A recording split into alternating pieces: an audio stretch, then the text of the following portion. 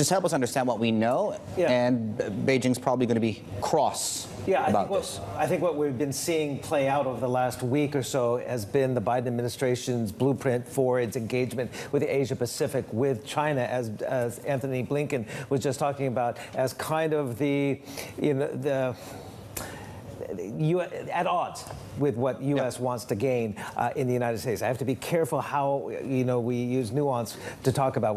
This is not a Cold War necessarily, but some would say that there is a sort of a Cold War mentality coming. I mean, we already heard Wang Yi in recent months talk about the threat of the United States building a NATO-like alliances in the Asia Pacific, and we saw with Biden here just this weekend in the Asia Pacific, in the beginning part of this week, there are many different kinds of engagements, policies that the United States is rolling out. Now, Taiwan is the tricky subject here.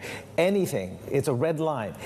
Anything that the United States does with Taiwan crosses that red line, and Beijing made it very clear when Biden was meeting with the President Yoon in South Korea, when he was meeting with Kishida in Japan, and especially the Quad on Tuesday in Tokyo, that Taiwan is an off-limits subject. There is no room for negotiation or concessions on that matter. Now, in part and parcel with this scoop that Bloomberg News has on Taiwan, Biden announced this IPEF, the Indo-Pacific Economic Framework, a new kind of economic engagement, not trade pact, because it doesn't deal with tariffs and the like, but it does not include Taiwan. And at least 50 senators in the United States called for Taiwan to be included. But of those 13 signatories of IPEF, several of them did not want Taiwan included because that would put them at risk from backlash from Beijing. So this engagement, enhanced economic cooperation with Taiwan,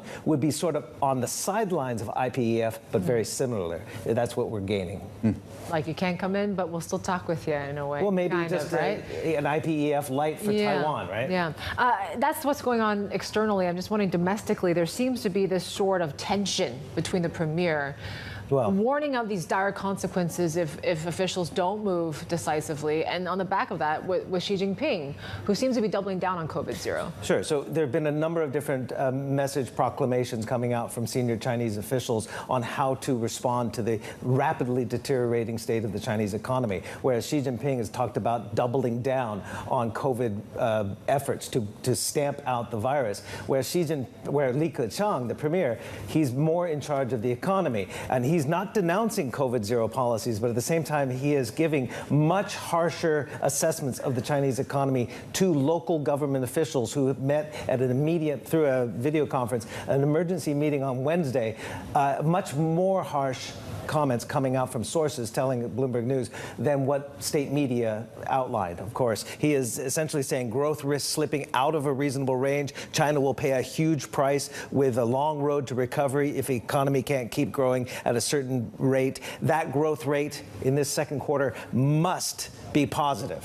Must be positive. How can you get positive growth when Shanghai, the commercial center, is locked down? Others, Tianjin in lockdown, Beijing in restrictions. Bloomberg Economics is predicting a contraction of minus 2.7. But his marching orders, you must have growth in the second quarter. That leaves local government officials. I'm going on a little bit too long here, but that's a complicated story, yeah. Local government officials, they get marching orders. Yeah. They get conflicting marching orders.